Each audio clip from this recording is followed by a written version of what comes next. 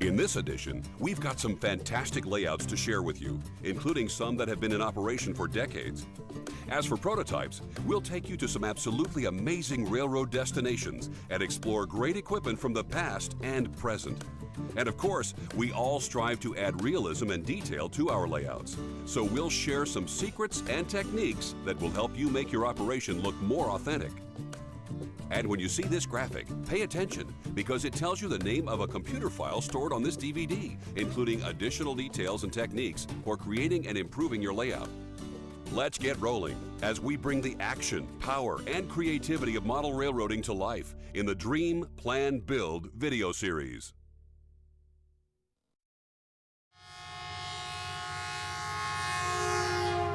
In the Columbia Gorge, there's a river, and on its bank, there are railroads. But people can walk on this river and get close to the railroads at the Columbia Gorge Model Railroad in Portland, Oregon. Essentially what we did was decide to replicate an area of the Columbia River Gorge. We decided to replicate a section from Portland upriver to Wishram, Washington, which is a distance of a little more than 100 miles, I guess.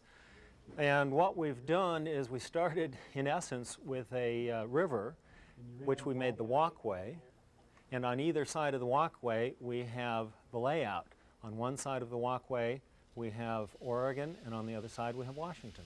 The Northwest is a logging area, and we have allocated a significant amount of space on this layout to represent a logging operation.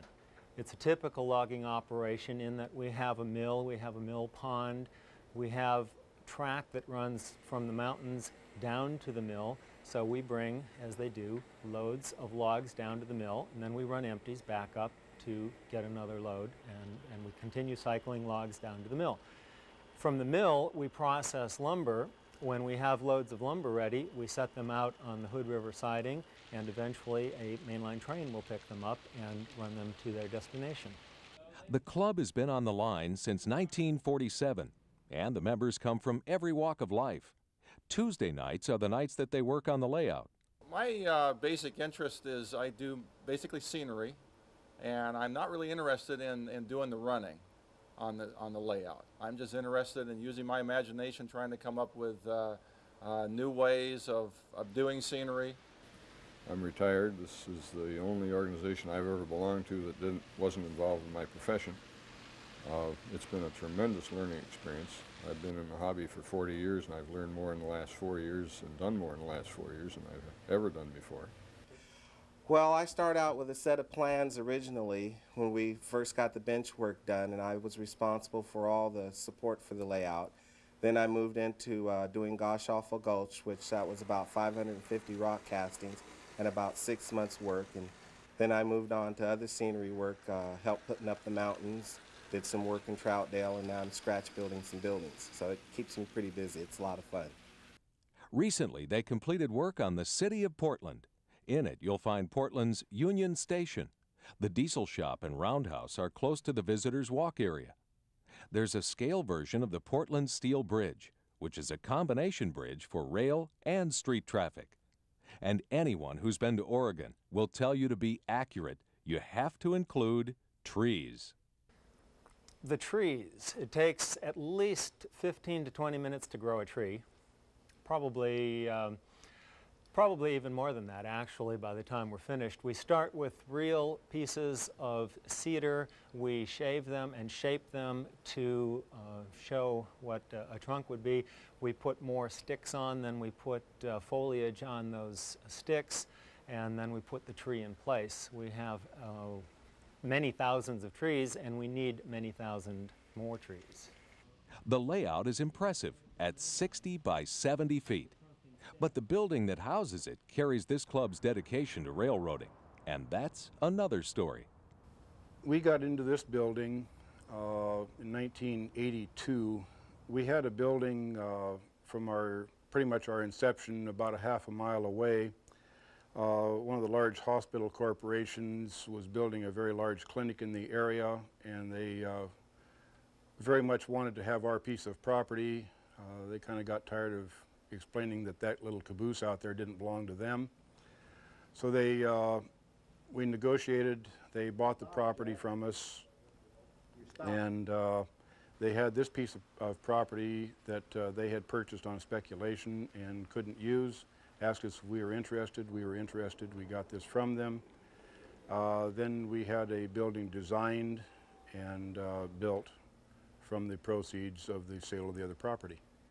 The Columbia Gorge holds an open house every year in November. The proceeds help to pay the bills.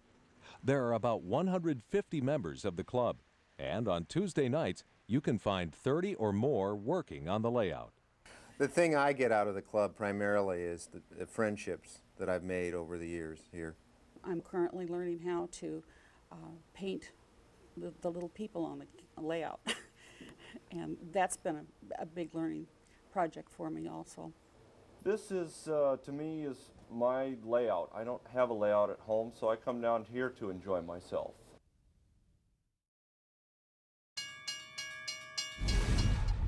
On a model railroad, there's no more dramatic scenery than rock work.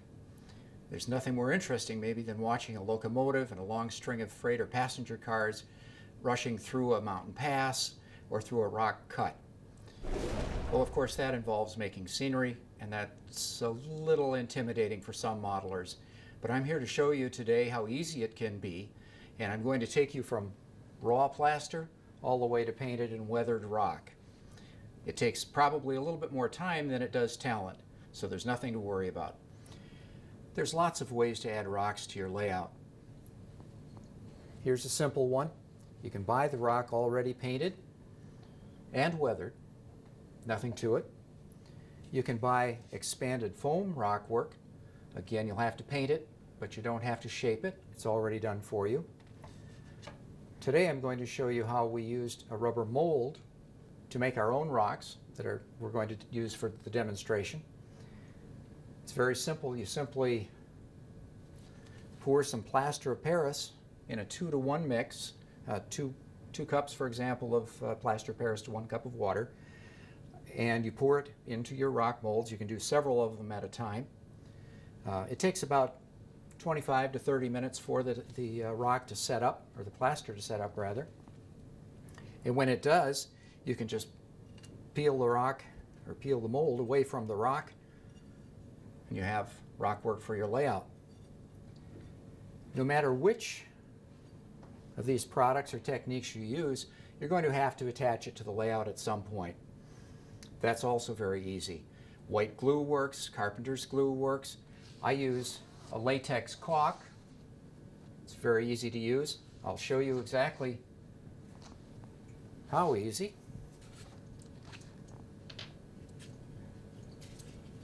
I simply take the back of my rock work and squeeze quite a lot of it out onto the back. Not so much necessarily that it's going to squeeze out from underneath, but something like that is probably sufficient.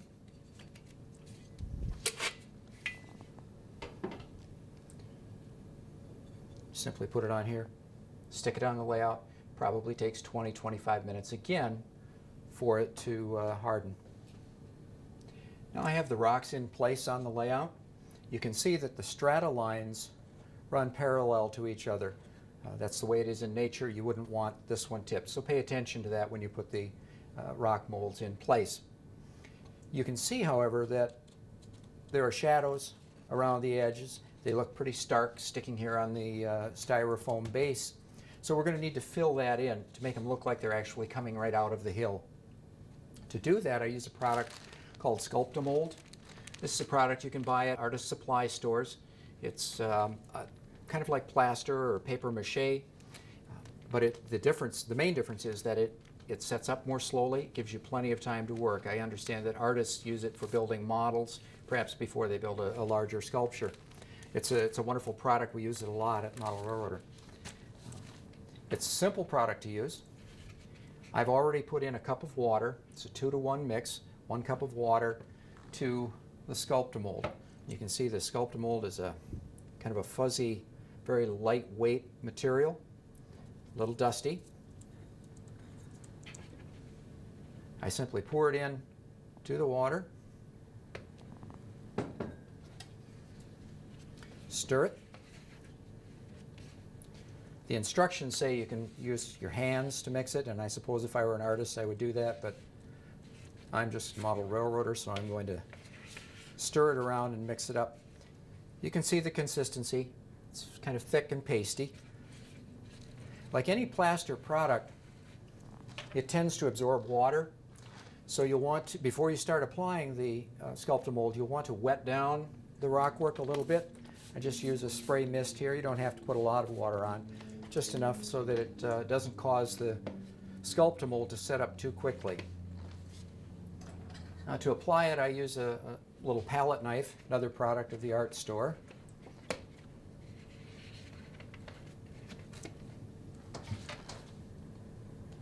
And I just glob it on. This is going to set up just as hard as the plaster rocks that we're working with.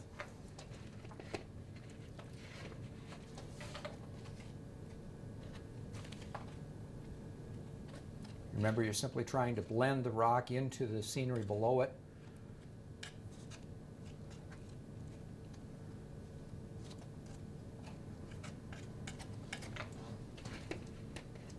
And you don't have to hurry. This will set up very slowly.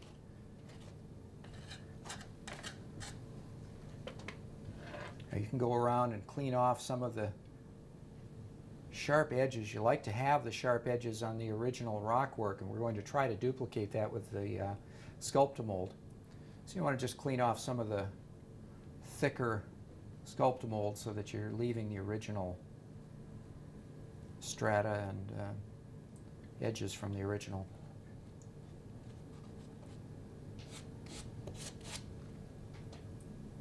There, that's good enough. We'll let that set up for 25 or 30 minutes and begin to work it with the palette knife. After 20 or 30 minutes of letting the Sculptamold set up, we're ready to do a little bit of rock carving. Once again, it's very simple. You can't make a mistake. If you've done something you don't like, just put a little water on your finger and brush it out or rub it out. It'll disappear, and then you can start carving again. What you want to do is kind of duplicate or make a transition from these angular pieces on the original into the Sculptamold, putting some cracks, some breaks in the rock, just scraping them away. Try to make some relatively sharp edges so it doesn't have that rounded look that you see in here. You can keep working it as much as you want. Again, just wet it a little bit if you don't like what you've done. Nothing to it. Now that we've let the Sculptamold set up overnight, and it's probably going to take somewhere around 24 hours for it to be rock hard, the next step will be to paint it. We use acrylics, which is water-based paint. To get this gray stone look, we use Mars Black and titanium white, mixed in a variety of shades, almost infinite. If you're living in the desert Southwest where the rock is a more reddish tone, you could start with something like burnt umber and add white to it until you get the tone you want. Eventually we're going to want to darken the rock, and I will show you how to do that with a wash. But another way to do it is to start out by painting your rock a darker color.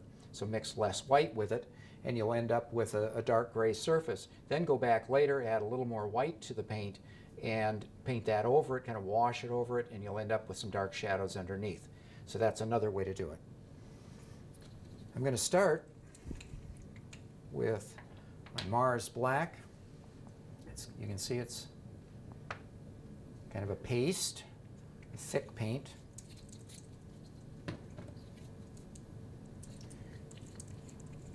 And right next to it, I'll put another glob of titanium white. Before I begin to paint, I'm going to spray a little bit of water. Once again, this is a water-based paint. It'll make it a little bit easier to spread the paint. Start out with a wet brush and just start to mix the colors. Leave a little bit of untainted color. See, if you look right here, I'm trying to get the right tone that I want. Again, it's not a precise sort of thing.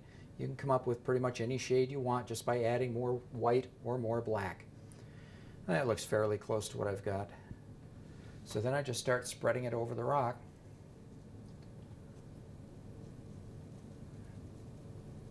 You have to make sure you get it on fairly thick because you'll get white spots of plaster showing through. I can see one on this one that I missed, just a little dot of white that shows through. Easy enough to cover later on, but you might as well catch it at the beginning.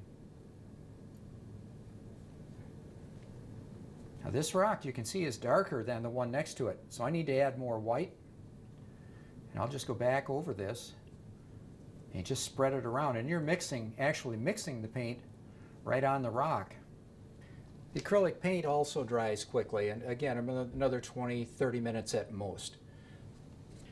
Oh, we finished painting the rock, at least good enough for our demonstration purposes. You'll want to let that dry also. It'll probably take 20 minutes to a half an hour. The next step will be to try to darken some shadows into the rock work, give it a sense of relief. If you look, the paint that we've put on here is a uniform color. What we want is something with shadows in the crevices, maybe to suggest that dirt has accumulated there. Rainwater has rushed down over the rocks and left some deposits. To break up the uniform grayness of this rock and to give it some sense of depth and shadows, we're going to add a very thin wash of India ink and isopropyl alcohol, about 2 teaspoons to a pint of 70% alcohol. I'm going to apply it with an eyedropper. Now you'll see that I've tipped up our little layout here. I had to do that to get this rock to run down. I would guess that on most layouts the rock work is going to be pretty vertical and it will run down by itself. If, however, it isn't, if it's laying flat, you can use a brush to gently spread a little bit of the India ink over the rock. And we'll let this pour down just as though it were rainwater. Very dirty rainwater. And once again, we'll let this dry for a few minutes. It'll dry pretty quickly because it's alcohol and it'll evaporate. So that's all there is to it. You start with raw plaster rocks and you finish with painted and weathered rocks that look like they belong.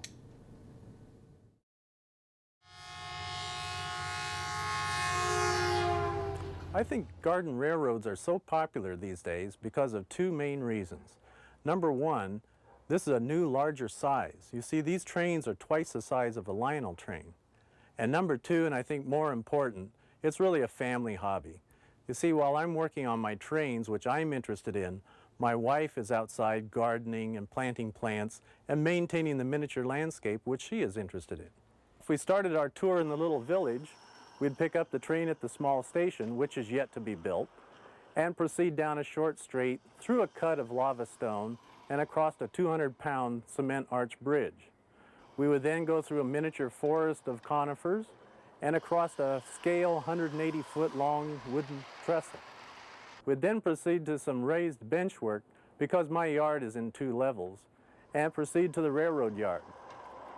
This bench work not only helped to keep the railroad level and reduce grades, but it makes possible working on the steam locomotives at chest level rather than on one's hands and knees. These steam engines work the same as a real-size steam engine because they are a steam engine. And they contain water in the boiler. I use distilled water to keep things clean. They take steam oil in the oiler to keep the things inside lubricated. And they need a fire. And in the case of my locomotives, I use butane. I could also use alcohol, which some engines use, or even coal. The throttle and the reversing lever are worked by remote control. There's a little servo, which is a electrically operated arm that takes the place of my hand on the throttle. And it actually moves the valve, which makes the engine go fast or slow, or forward or reverse. And that's operated by remote control, or radio control. The same type of radio controls that model airplane enthusiasts use for their airplanes, or the 4-wheel drive cars that are radio controlled that hobbyists use nowadays. My track is not commercially available track. I assembled this track the same as full-size railroads assemble theirs. First, I prepared a road bed by grading the ground and compacting it, making sure that it was all level and true. and then I placed ties upon it. Now the ties I made myself by cutting them on my table saw out of redwood, and then laid commercially available rail on top of the ties, spiked it in place. This whole process takes about an hour to do 1 foot of track. It's laborious, but it does make nice looking track. Then after the track has been spiked in place, I ballast the track to keep the ties from moving around. The same purpose that ballast is used on full-size railroads. Maintaining a garden railroad is the same as maintaining a full-size railroad again. It's repairing washouts after a winter storm, replacing ballast, straightening rail, tightening up rail joiners, and driving back in loose spikes. The garden, it's maintained the same as any miniature garden or bonsai garden. It needs constant weeding, trimming of the plants, and planting new plants as old ones die or become too large for the garden. Other problems the garden railway faces are quite different than what real railroads face. For instance, we have kitty cats that love to dig holes in the garden and make a mess. We also have snails that eat the plants and leave slime all over. And there's ants that love to use the railheads as a highway. Then when the train passes, it smears their bodies all over the track, leaving formic acid, which makes quite a mess of the locomotive works, but it does weather the railheads and make them look realistic. Garden railroading is also very interesting because of the variety of rolling stock available. There's commercial ready-to-run rolling stock, and there's kits available to make your own rolling stock, and one can also build rolling stock from scratch because there's many commercially available parts and castings available to build them up yourself. Like every garden railwayer and every model railroader, my garden railway will never be complete. You see, I've got more rolling stock to build. I'm working on a passenger train right now, complete with baggage car and observation car. I also have more buildings under construction for my village. And as you can see, my engine facilities are not complete. It consists merely of a couple of sidings and a turntable right now. In the future, there'll be a water tank, a station, and an engine shed there. And even though my backyard is pretty full right now, I think I can still squeeze in a trolley line.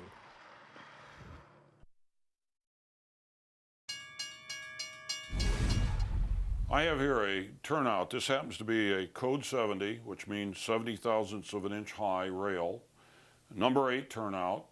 Number 8 means that if you go from the point of the frog where the two rails cross and you go out till you're a foot apart, these two rails are 1 foot apart, that would be 8 feet. That's 1 to 8, number 8. You can buy this turnout from Shinohara. It works fine. There's no reason not to. But what if you wanted a code 55 turnout, 55 thousandths of an inch high? You can't buy those. You need to learn how to hand lay them, and that's what we're going to talk about today.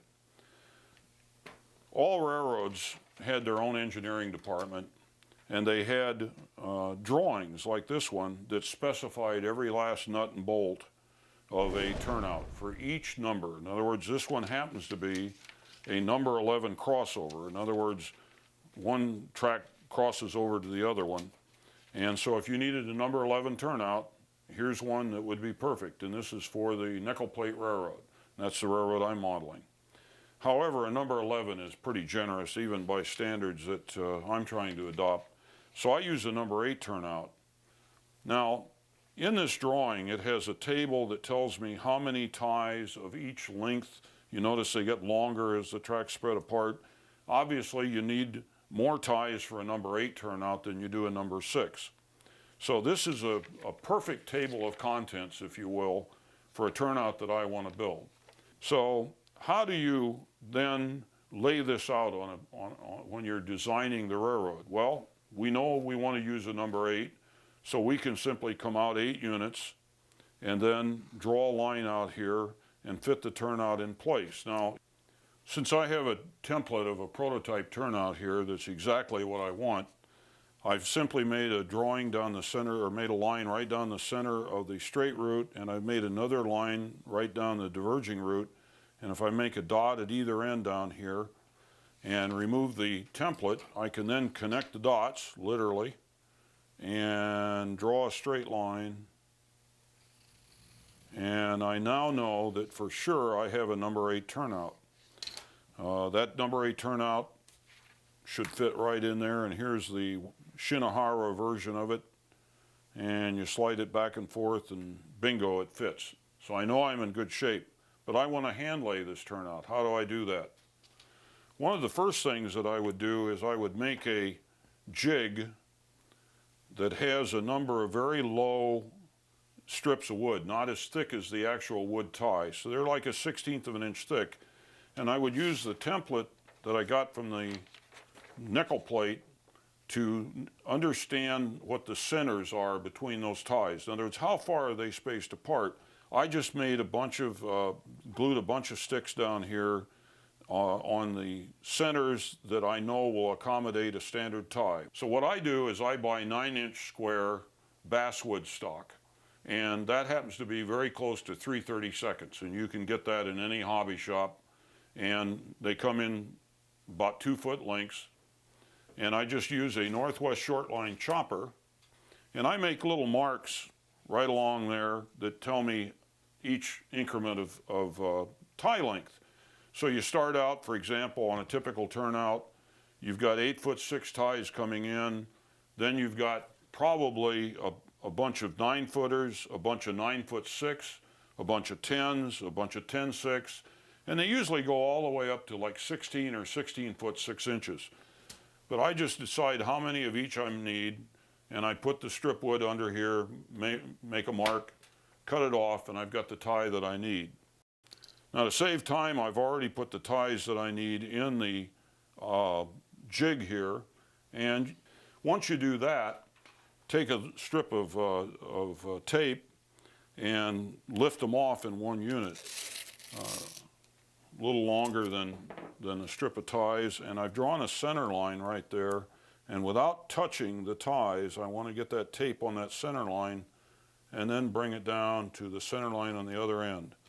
And now I will very gently go through and push that down on those ties like that. Then when I lift them up, including that one I didn't even need, bingo, I've got a beautiful strip of ties ready to go.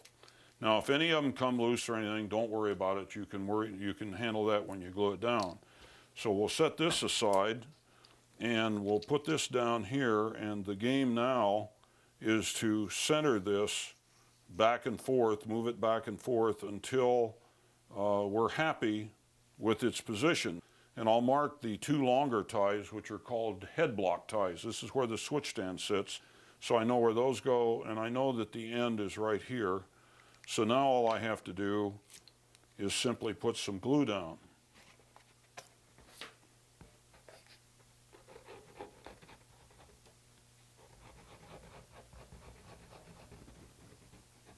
Now I'm just going to put this back where I had it and tamp down the ties, and any kind of scrap lumber or anything, even your sanding block is good enough to hold that down.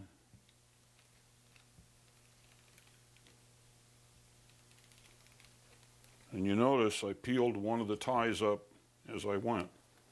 Not to worry. Just put it down. Now, I'll press the ties down into the glue very carefully with a sanding block or a soft piece of pine or something. Make sure they're seated.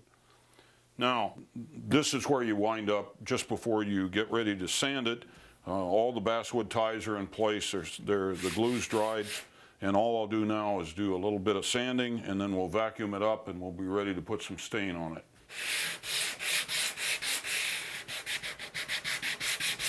Okay, it's ready now to put on a coat of stain. I'm going to use just a commercial product called Ebony. It's made by Minwax. This is Olympic. Everybody makes it. You might want to put some sort of latex or rubber gloves on, or you're probably going to wear this stain for a while. And we'll just brush on a little bit of that. Now, as I work from one side and be sure the ties are all stained, you want to also work from the other side to be sure that you didn't miss a vertical surface in there. You're going to fill most of it with ballast anyway. When you're ballasting this, you're going to put some limestone ballast down, for example. There's a lot of dust that's inherent to the product itself. Now, some commercial ballast products that you can buy aren't made of rock. They're made of crushed walnut shells or something like that.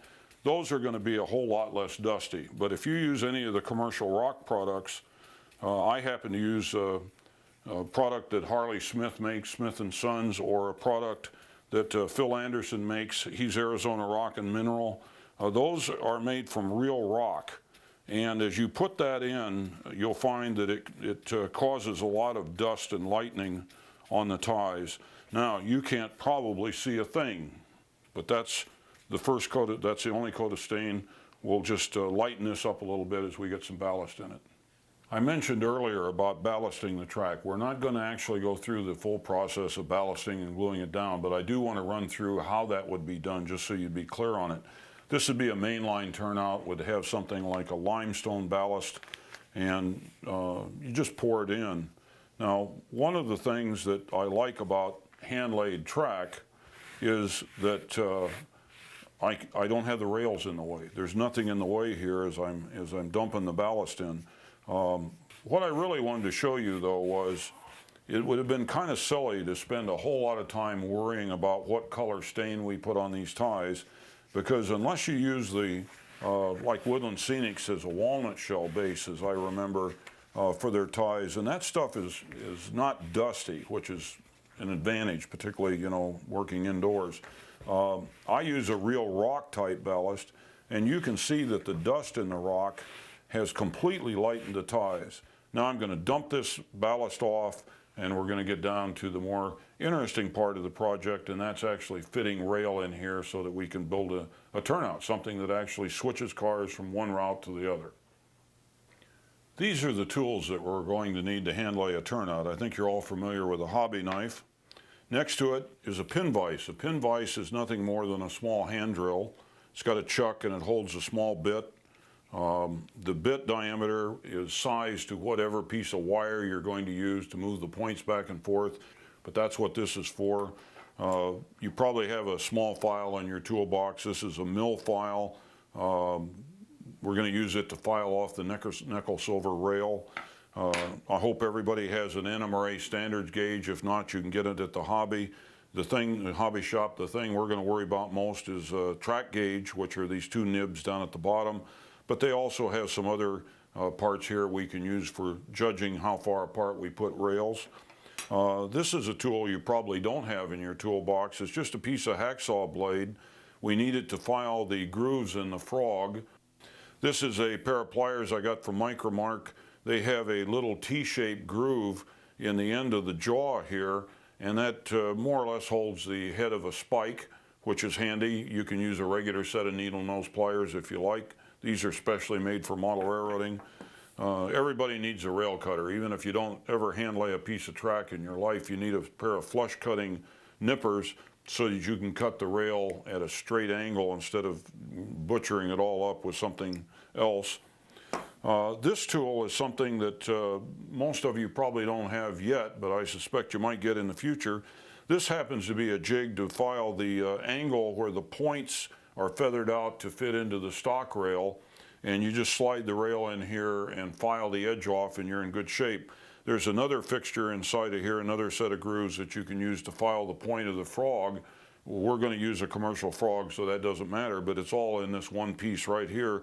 This is for a number 8 turnout, and it'll hold several different rail sizes. The only other tools I haven't mentioned in the collection here are track gauges. Now, you've never seen a track gauge that look quite like this. This is a big ball bearing.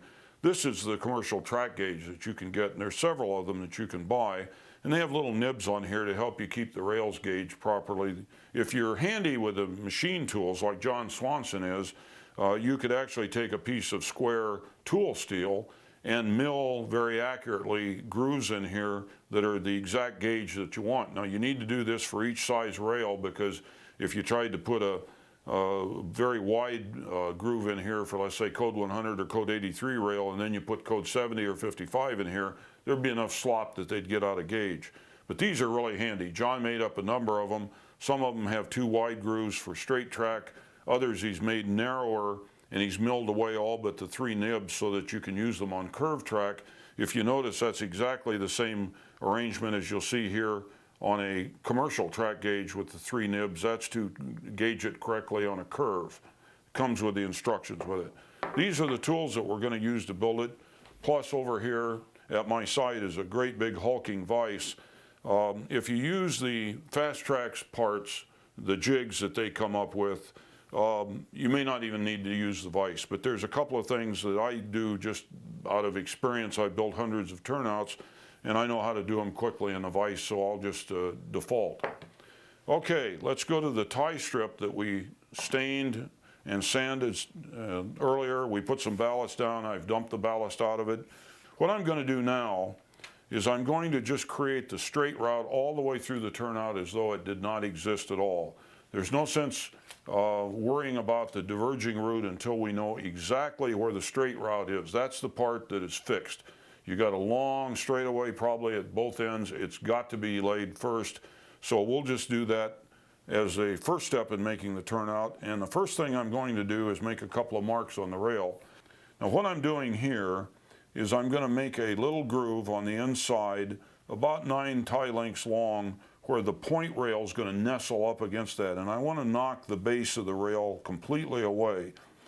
These are the long ties, the head block ties are called on the prototype. This is where the switch stand sits. And there's a metal rod that comes over and connects to the point. That's called a switch rod. A lot of people call it a throw bar, but it's technically known as a switch rod.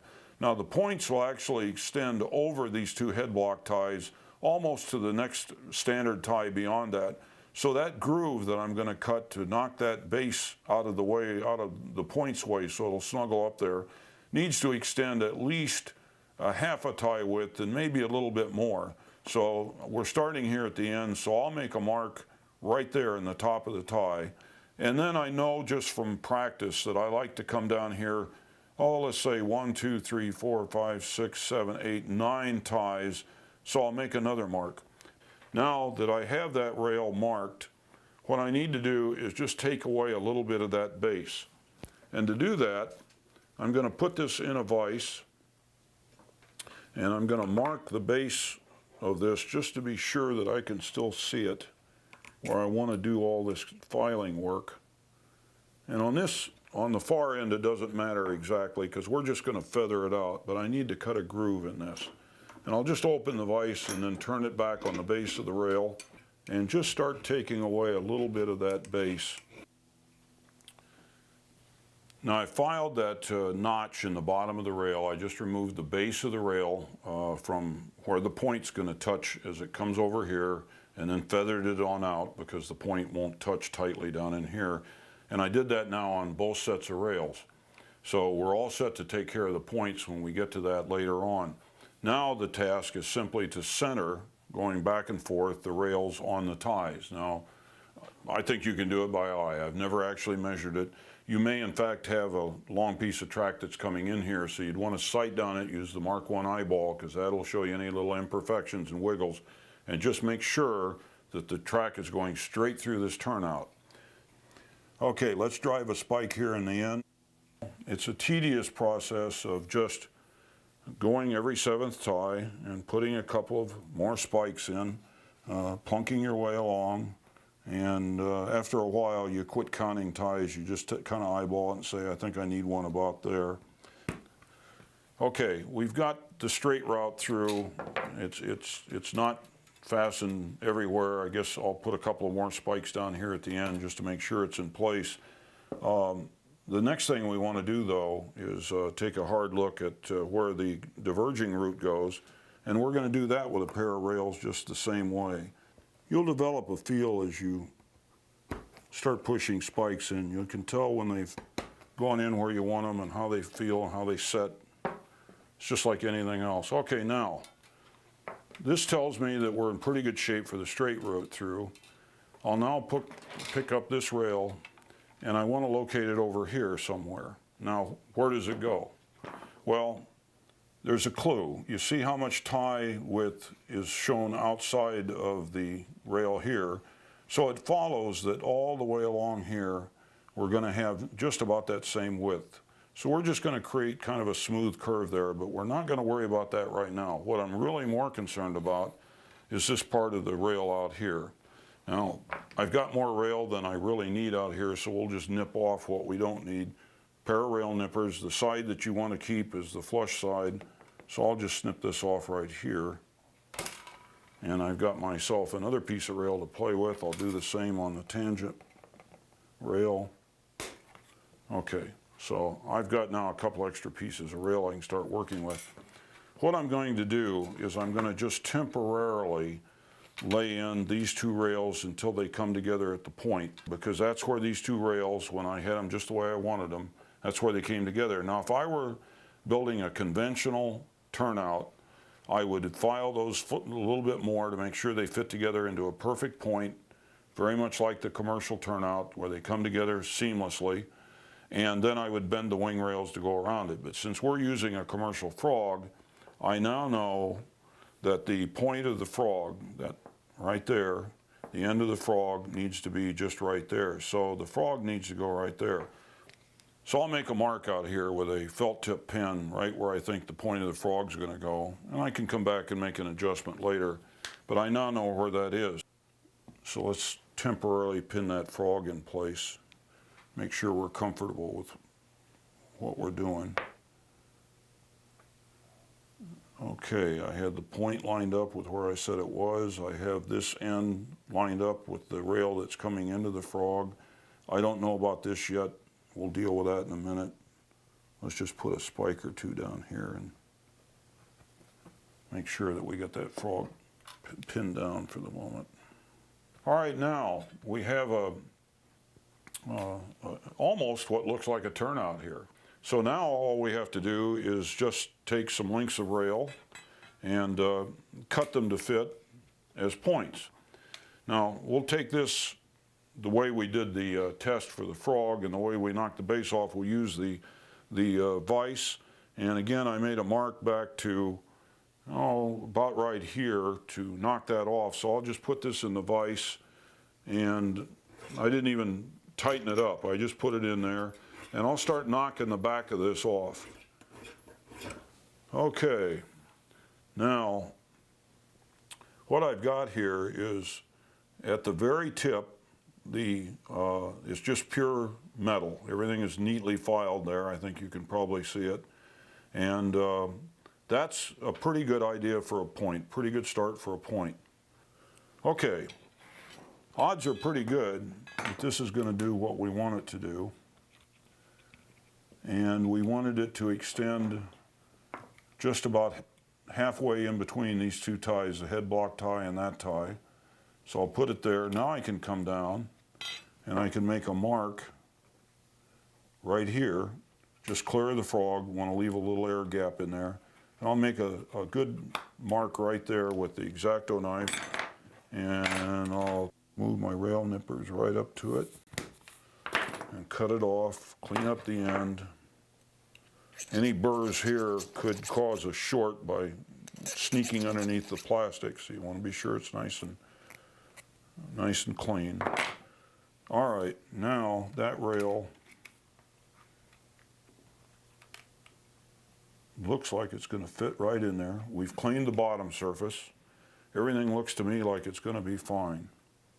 Okay, we'll put a pair of spikes about in the middle, and then we're going to be ready for, guess what, a test run to see how this thing works. Keep your NMRA gauge handy. Come in here and make sure it doesn't drop in like clunk, and at the same time it fits and it slides nice and loose. That's about where you want to be. And a little bit of side play. Put another pair of spikes in there. Normally, like I said, I'd put a lot more spikes in there. Okay, we have a freight car truck, and I've checked the distance using these two little indentations in the NMRA gauge. I've checked the gauge of the wheels to be sure they're right. It'd be kind of silly to discover later that you had a pair of freight car trucks with a bad set of wheels. No matter what this gauge tells you, the wheels are the proof of the pudding. And I can already run through here, and I'm in pretty good shape. You hear a couple little clunks in there. We'll deal with that. But if you notice, by pushing hard, I shoved the truck off. One of the reasons is that on on any turnout, you see these short little rails here. Those are called guard rails. And what those rails do is that they pull the wheel away from this little tiny point, so that any wheel coming down through here, it pulls it over to the outside, and it pulls the inside wheel away from that point. Also, you may find that the depth of the casting is not deep enough, or if you did this by yourself and bent all these rails, you'd fill it with solder, and that's why we have this device here. I'm going to make sure that it's deep enough by simply rubbing it back and forth inside the casting and dropping down the depth in there just enough to clear the flanges. And you do that by checking. Now, a lot of the noise you hear is where it's coming into the over those gaps. So that's not alarming, but it feels pretty good there. But until we get the guardrail in there, we're not going to get too far. I could use those as an example. We'll see how long they are. Using a scale rule, these measure 10.5 feet. 11 feet is a very common dimension for a guardrail, so we'll just take a piece of rail and we'll mark it at the 11-foot mark and snip it off.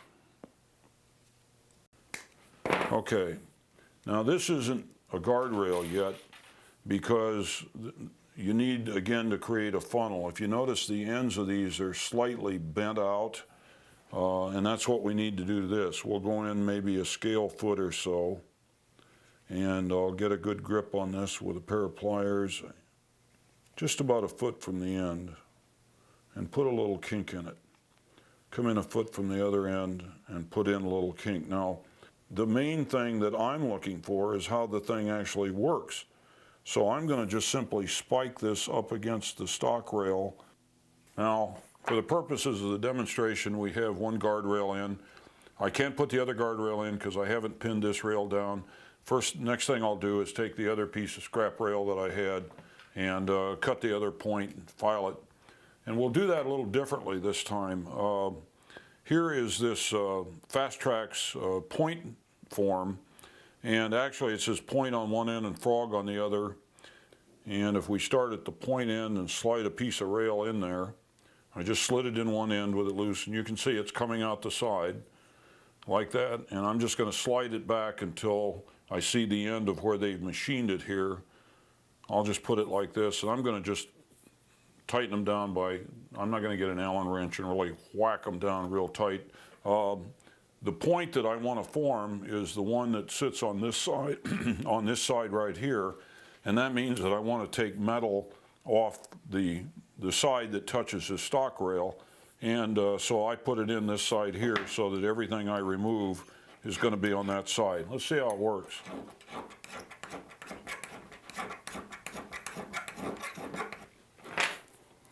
I've got it pretty much flush with the surface. I've taken it down to where the metal is joined together, where I'm seeing a smooth surface on top and bottom. So my guess is that we're pretty close to having a point that's going to work. The test, of course, is to put it against the stock rail. Make sure that any curve is taken out of it, because you want it to sit in there real nice and tight. And as far as I can see, when I shove it right up against the stock rail, it's fitting in there pretty smoothly. So I'm comfortable with that. It should go right back halfway between the two ties is where I like to set it. That looks pretty good. We now have the curved closure point rail in place, and we've taken care to line it up accurately with the frog, and the proof of the pudding is just simply to roll a set of wheels through it. They roll through smooth as can be. So we have all the rail parts done of our turnout. Everything's fine. Looks the way it's supposed to look. The only thing we haven't figured out how to do yet is connect the two point rails together. We already filed the bottom of the points clean. We took all that brown weathering material off of there. We now have a long strip of printed circuit tie stock. It's quite thin. And it's available from Clover House.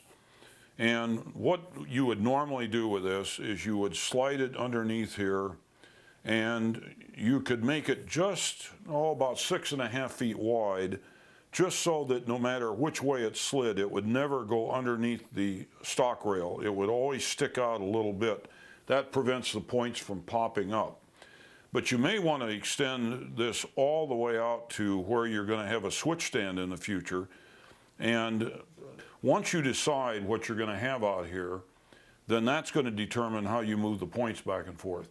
Now, you could put a real prototype looking switch rod, which would be something like a big diameter piece of rod going through there, or maybe a flat steel plate, but you can't do it out of metal because it would cause a short, so you'd need to do it out of plastic. What we'll do for demonstration purposes here, I just want to show you how to solder this, so we'll cut one that's 6.5 feet long, and we'll cut it off. You're going to have to make a decision on your own as to whether you want to extend it on out and how you want to handle that. That's a topic for another day. Now, when you slide it underneath there, you're going to find that it's not up against the bottom of the rail, which is what you need to have. So I take a couple of old railroad ties, the same kind that we used to build the turnout in the first place, and I cut them off at an angle, just make a couple of wedges. And I can slide those under from either end and wedge that up underneath there to raise it up to where I'm going to get a chance to solder it. Okay, that looks like it's pretty well aligned. I'll get that out of harm's way. Now, when you're soldering anything, the first thing you want to do is use a flux of some kind. So with one of these little foam tip brushes, you can just put a little bit of that. It's a real goopy stuff, and you can just brush a little bit on that and where you're going to solder. All the flux is really doing is wetting the surfaces, and there's some other chemical things that we won't get into, but basically speaking, if you don't put the flux down there, solder just isn't going to flow as well as it should. So it's kind of, I look at it as kind of a wetting agent. Next thing we want to do now that we have the flux applied is we need to apply a little solder, and you want to get in and get out pretty quickly with a soldering iron. You don't want to melt anything down here. There's no plastic, but you want to form a fillet up onto the rail, and that looks like it did it. Now that we have one side soldered, we'll move everything over and do the other side. Okay, we're done. The things that would lie ahead of us if we were installing this on a model railroad, other than just minor tune-up work, we'd go back and check the gauge everywhere. We'd do some spiking to make sure that there was no piece of rail like this piece right in here looks loose, so I would put another set of spikes right there. Do all those kinds of checkup work. Just check everything with your fingers, make sure that everything looks good. There's always something new to learn about model railroading. I hope you've enjoyed this look at how you hand lay a turnout, and it looks to me like we're in pretty good shape and didn't spend too much in time and materials and had a lot of fun doing it.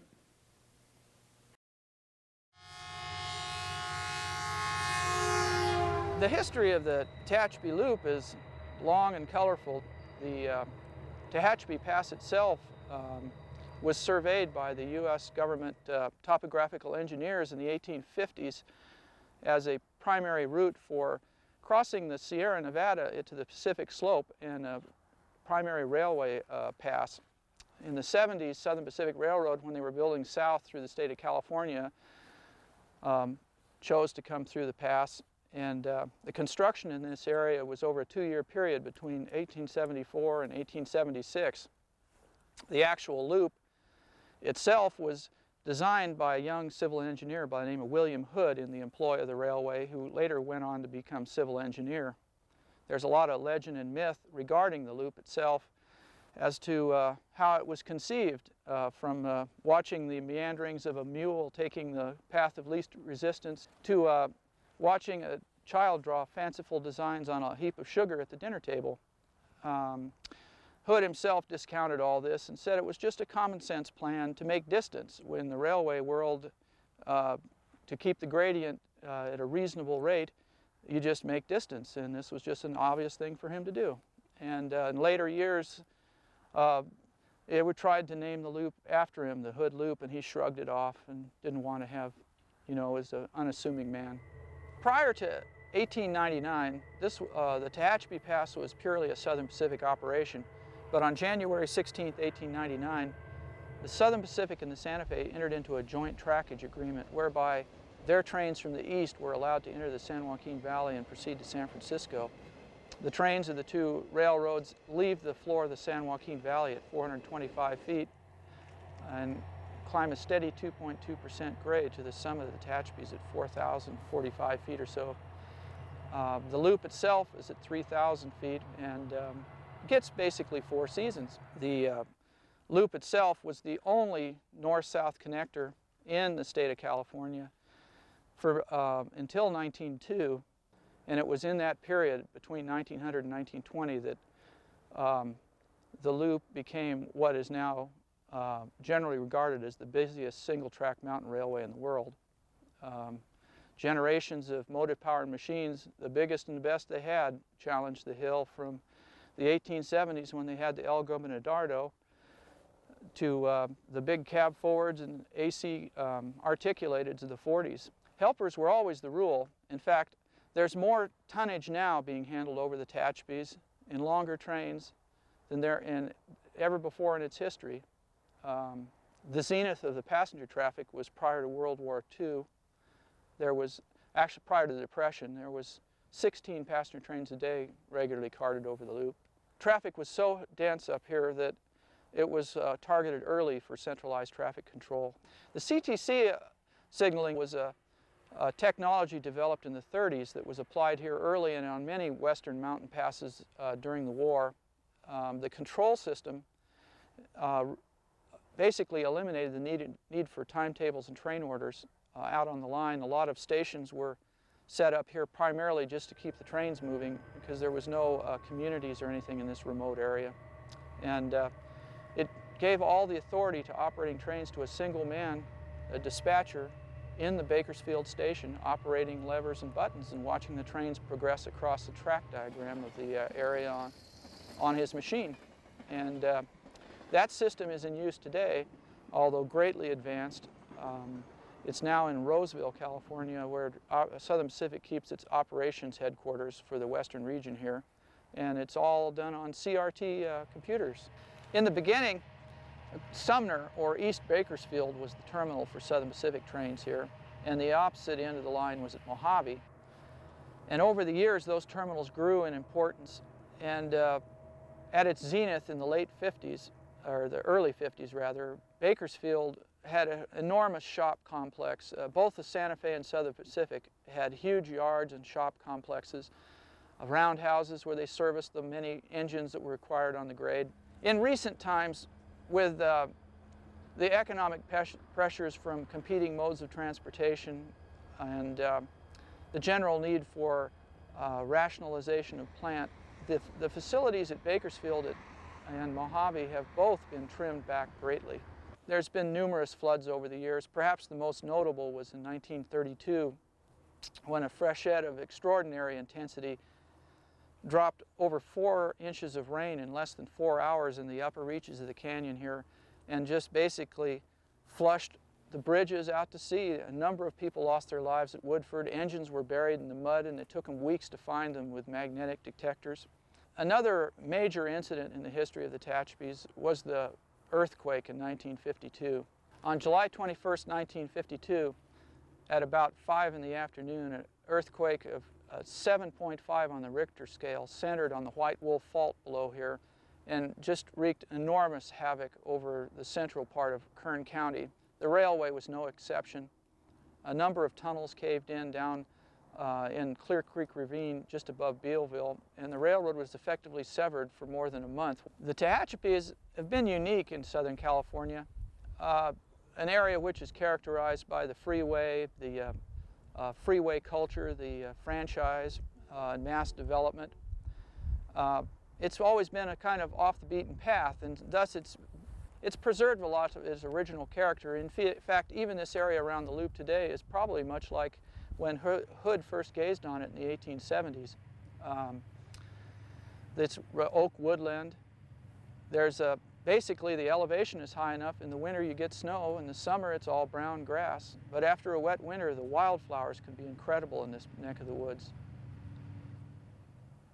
In this era of mega mergers, plant rationalizations, and economic uncertainty, one thing's for sure: As long as flanged wheels meet steel rail, trains will continue to roll in the sinuous curves and oak woodland of the Tehachapi's for some time to come.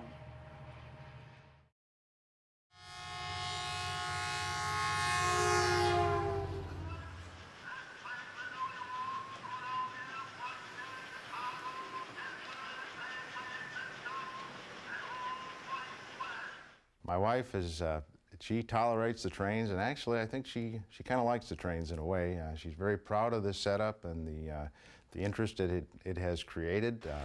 She's always the first to display it to her friends and visitors. She's been extremely tolerant, very helpful, and I just thank the good Lord for her. She's been a real asset. And without her, I'd never have this collection. My daughter, I would say, she's a teenager now, and she's not what you'd call a train nut by any stretch of the imagination, but suffice it to say, she realizes that out here in this garage, there's something of special value. My son is a lot like me. I loved trains as a kid, and so does he. And he has ever since he recognized a train at age about 2. I think he was born with coal smoke in his blood, just like I was. It's definitely, there's a genetic connection there. This Gilbert American Flyer layout is a work of love, family love. Warren Frost of Vacaville, California, and his family have put together an immaculate layout. The roots of American Flyer were planted firmly in his memory before this family bought their first car or engine. I got my first Gilbert American Flyer set for Christmas in 1954 from my mother and father. It was a Blue Comet set. We sold all of our American Flyer the following summer, and my brother and I switched to HO. He was older and I followed his lead. We packed up all of our Flyer, took it down to Garden of the Train Doctors in Rochester, New York, and traded the entire collection for a HO scale GP7 locomotive valued at about $12 retail. Big mistake on our part.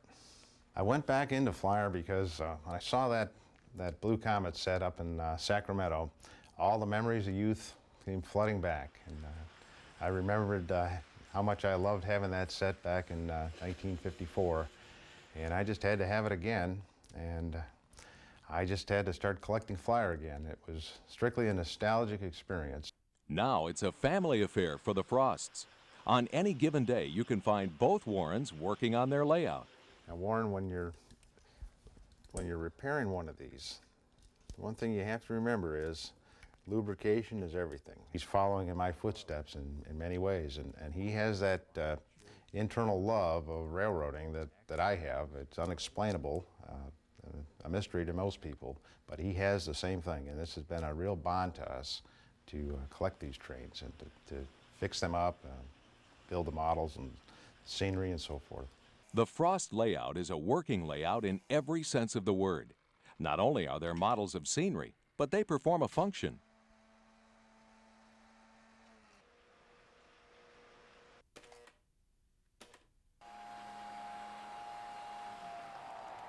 The American Flyer definitely has a toy-like appearance. There's no hiding it. The accessories are oversized, and people are too big, and everything's noisy. They smell. It's just, there's something wonderful about it. It's early America of my childhood all over again come to life. You know, I always tell people these are the only animated antiques you're ever going to find, and that's what makes them so special to me. Both Warrens are constantly in search of new stock for their layout. If there's a swap meet within 100 miles of their home, you'll find both of them there. When we go to swap meets, it's fun because I like to talk to my dad's friends, and I like to see other people's stuff, and it's really neat. I think the memories that we're creating for my son and I and my daughter and my wife will go on forever, and they'll be handed down to their families as they get older. But just to see this empire of railroading here in our garage, and the time and the fun we've had building it and searching out pieces and repairing things, it's just a special moment for all of our family. And I think that hopefully my son will want to build the same type of thing when he gets older, and I know they'll all remember it when I'm long gone. and with a smile on their face too, I hope.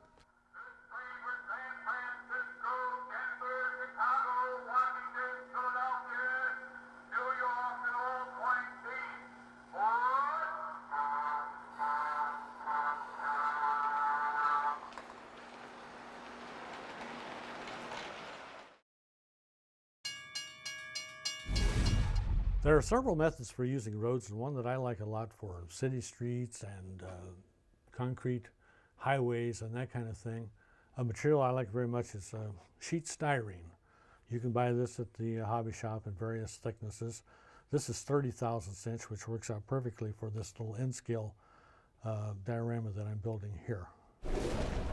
I've already cut these to width, and I'm going to be placing them on this sub-road bed. We have to have a sub-road bed of some sort, or else our highway is going to be underwater half the time. So here I've used 1/8 inch thick cork. You find this in the hobby shop too, just sheet cork. Cut that to a 30 scale foot width. We're doing N scale here, but the same technique works in any scale. And these pieces are already cut. We'll put them right up against the edge of the rail. Want to make sure that the rail extends above the styrene just a little bit so that our trains aren't getting tripped up when they go through here. And that's the easy part. These two pieces are taken care of. We'll detail them and paint them in the workshop. Now, the problem is, what are we going to do with these funny shaped filler pieces that we need in here? I take a piece of tracing paper, lay it right over the area where we're going to be going. Take a lead pencil, use the edge of the pencil to go right along the edge of the rail, make a pattern for this middle piece. And then while we're at it, we'll make the pattern for the inner pieces too. Now when we actually cut these inner pieces out, we'll have to make them narrower. We don't want to fill the space entirely because we have to have room for the flangeways for the wheels to get through. All right, so we're in business there. Now we'll take this pattern, and we've got another piece of styrene that's left over from this. We'll use that to make these middle pieces. Cut the pattern out with scissors. And then we'll take a couple of pieces of masking tape, tape the pattern right to the styrene. Now, one of the things that people often don't know about is that you don't necessarily have to always use a knife to cut styrene. It cuts very well with scissors. And so if you're doing curved roads or any kind of a curve, just cut it. That's a lot easier than trying to do something with a knife. So let's cut this out with scissors. We'll go for that middle piece first.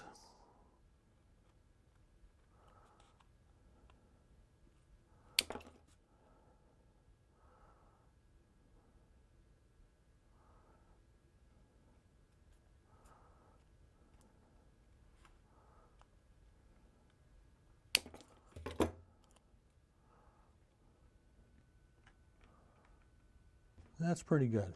That fits in there. Then we're going to cut out these two sections to go between the rails. Remember, we have to allow room for flangeways.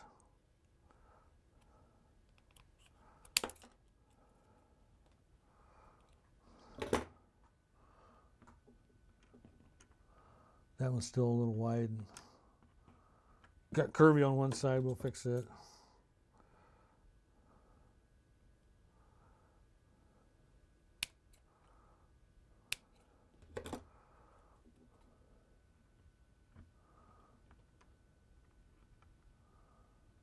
That's pretty good. We'll finish that a little bit with a file later, and we'll be in business. Here's the last piece.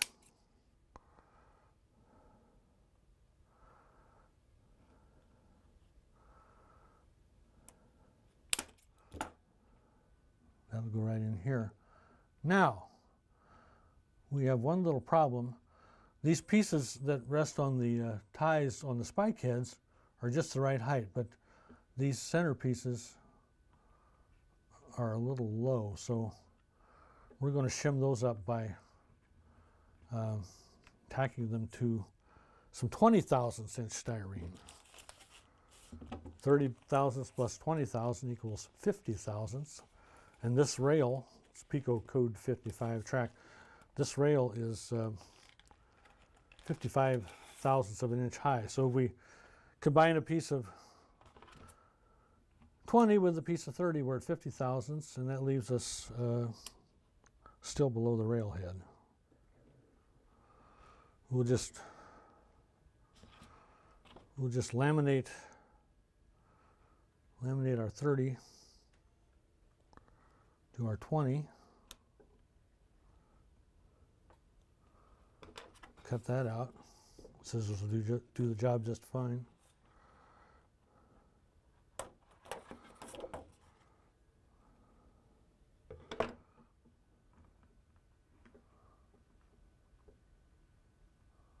That's looking pretty good. We need a little more glue on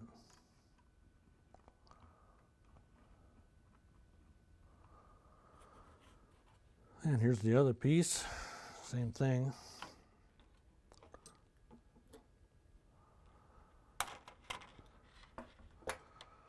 Okay, so we've cut out the pieces that we need to make this work.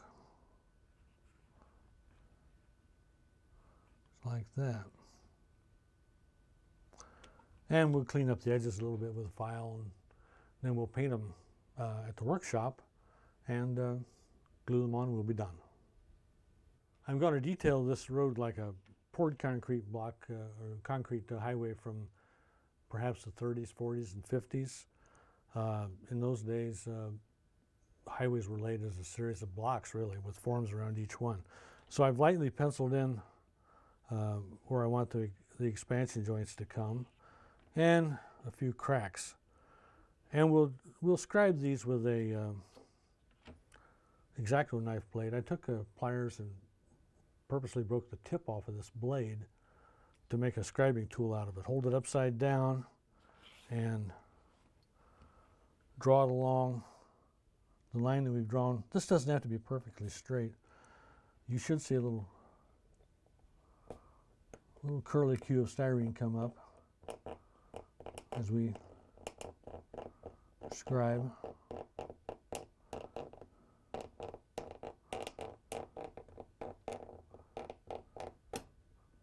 Give her one more.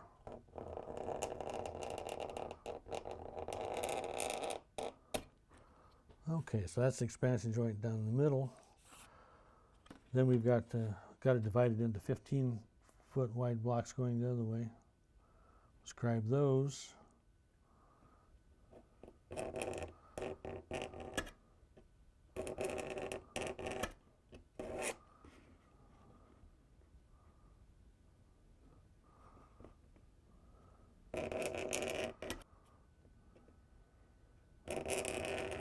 And then we're going to put in just a few cracks.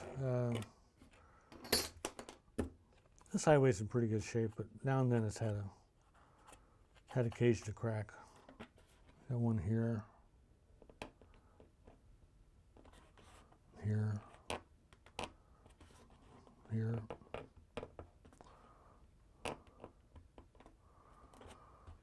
here.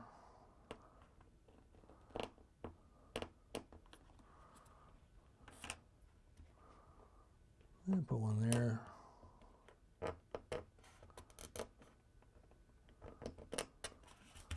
And that's good.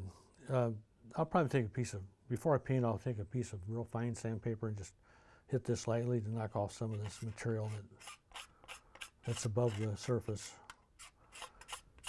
Well, we have painted these highway pieces in the spray booth in the shop, and now we've brought them back out here.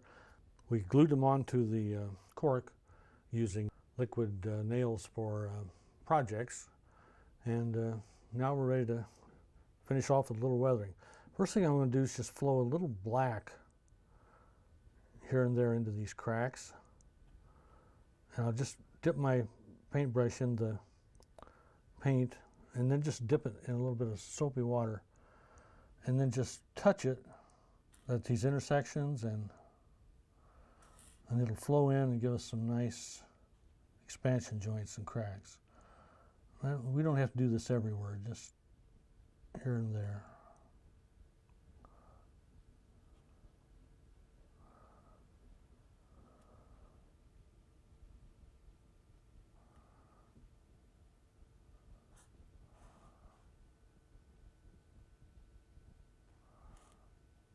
Okay, that looks good.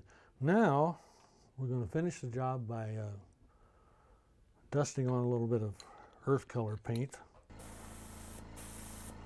Okay, we want this real light. Now just tie things together a little bit.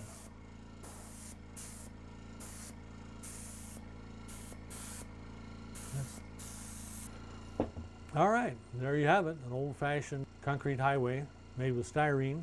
This works great for city streets, as I said, and for state highways and surfaces where you just want a flat, smooth surface.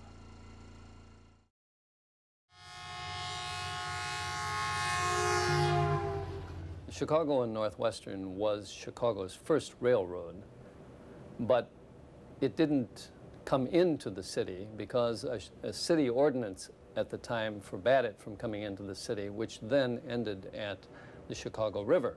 So we had to put our first station just across the river and therefore outside the city. That area is now a part of downtown Chicago. We received our first charter in 1836, but it wasn't until 1848 that we were able to purchase a second-hand steam locomotive and bring it by sailing ship from the east, unload it, and in October 1848, we ran our first train. That train helped us to build the line west to a point called Harlem, which is now Oak Park, the first suburb west of Chicago, and further on, spreading in three directions, directly west, directly northwest, and directly north.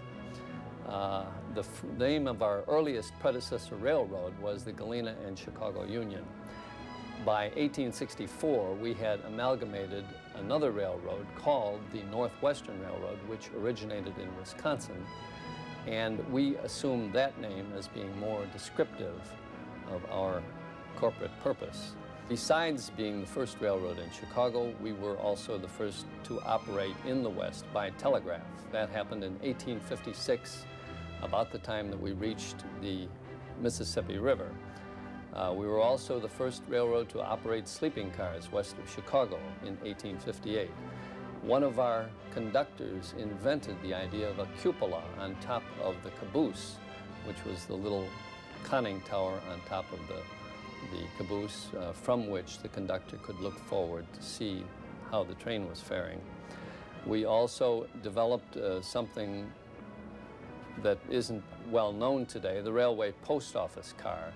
That happened in 1864, and all through the Second World War, it was a very expeditious way to handle the mail.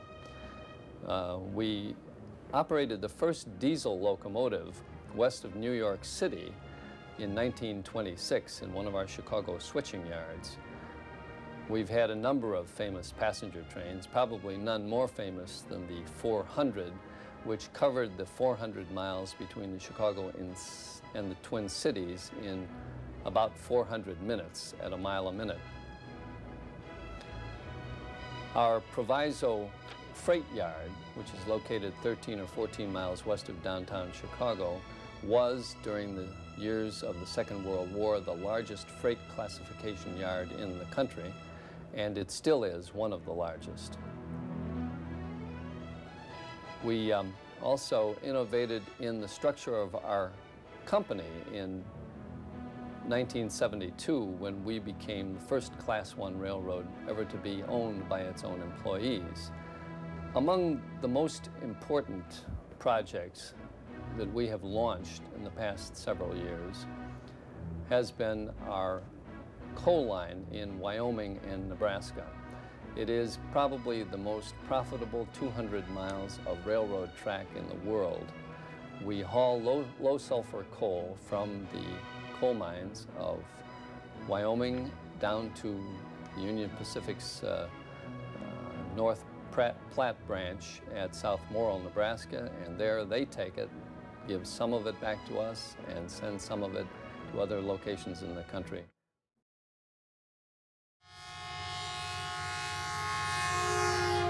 The prototype for my railroad is the Chicago Northwestern in the era of the early 1950s, when this transition was from steam motive power to diesel engines.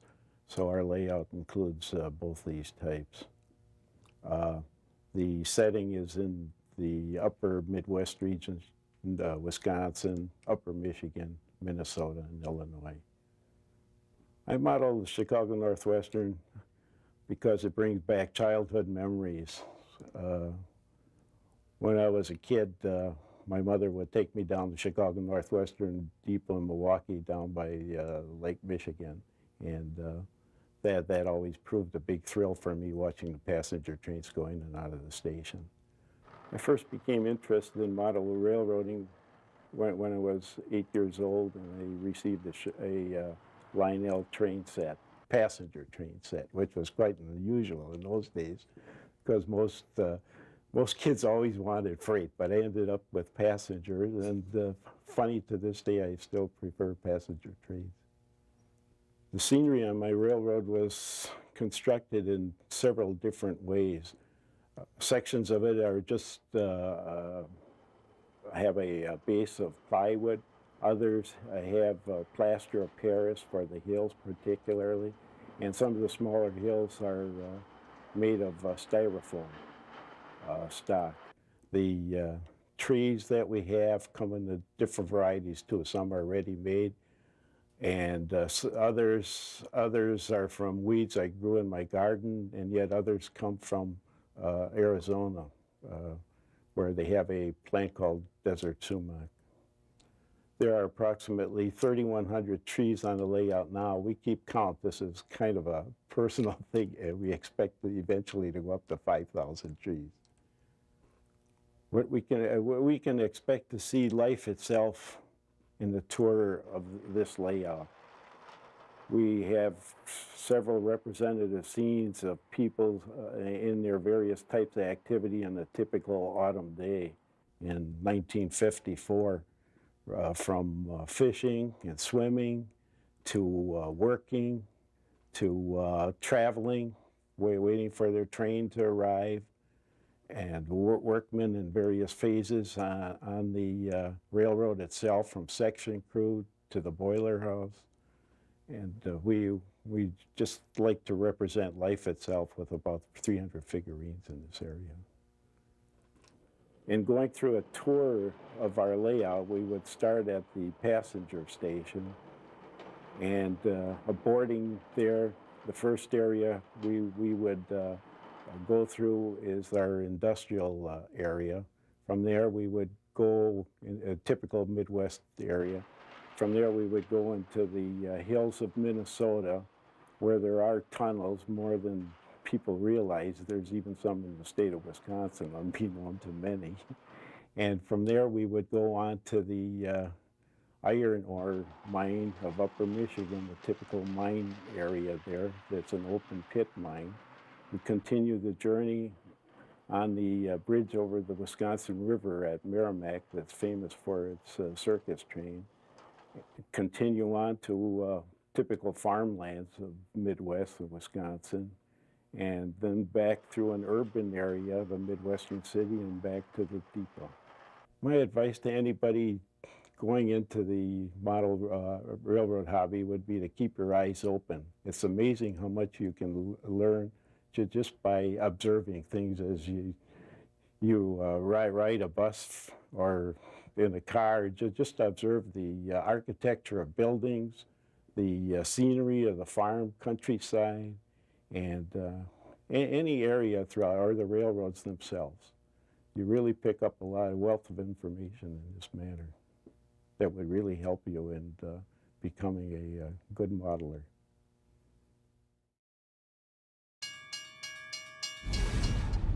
Aside from enhancing performance, upgrading a freight car's couplers and wheel sets are a great way to enhance the look of both your freight car kits and ready-to-run freight car models. Most kits come with plastic wheels on metal axles, and these can be fine for a little while, but plastic is more likely to chip, and this type of wheel is more likely to slide along on the axle and cause the truck to go out of gauge, and this will cause derailments. These kits also usually come with plastic horn hook couplers, and these couplers really bear no resemblance to couplers in the real world, aside from the fact that you can't use them with magnetic uncouplers under your track. Now, a lot of models today, a lot of better models, come with actual magnetic knuckle couplers. For years, the most popular was the KD number 5. And what a lot of modelers don't realize is that it's actually not truly scale. It's slightly oversized. Well, over the last several years, KD has actually offered a true HO scale size knuckle coupler. And this looks better, it performs just as well as the number 5. And you have two choices here as well. You have the traditional type of installation, which uses a bronze spring that you insert. And you also have what's known as a whisker coupler. And this makes installation even easier because the spring is actually incorporated into the coupler. Wheels are another great way to enhance the appearance of your freight cars. For most modern cars, they're 36 inches in diameter on the real railroads. But for older cars, the standard was often 33 inches. And even within that size, there are two different distinctions that can help you date or backdate your freight cars. There are wheels like this type. This is a 33-inch forged wheel, and it has a flat back.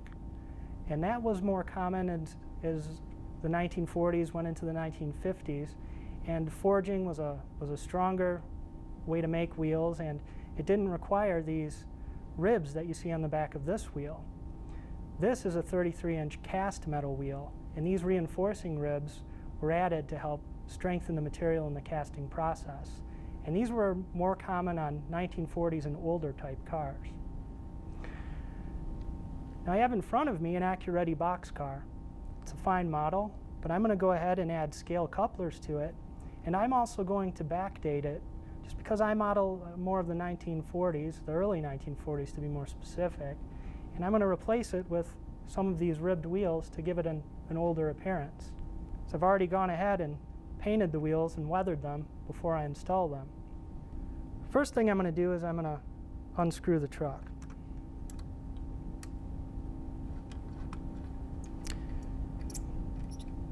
Be careful so you don't lose your screws.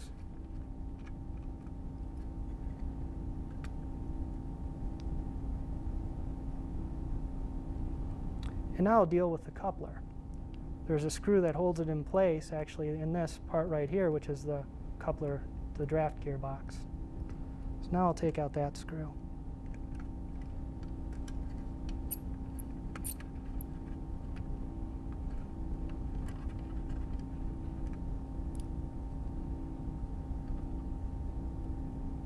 Set that aside.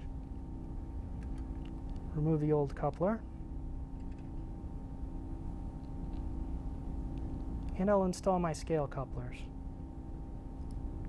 We'll install the traditional kind here. First we install the brass spring insert. Make sure it's seated in there all the way.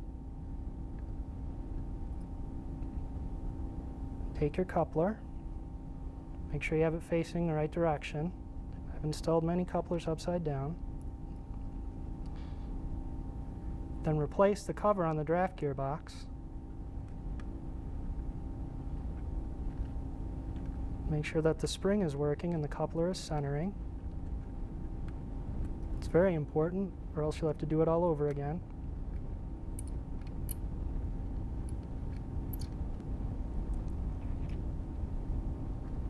I'll go ahead and add the new wheels to to my truck.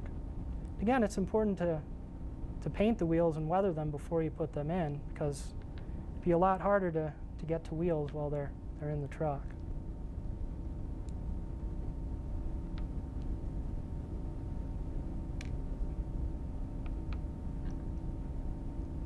It's simply just a matter of pressing them into the truck frame and replacing them back onto the car body. Now the last step will be for me to check the coupler height and the wheel gauge to make sure they conform to NMRA standards. And then this car will be ready for my layout.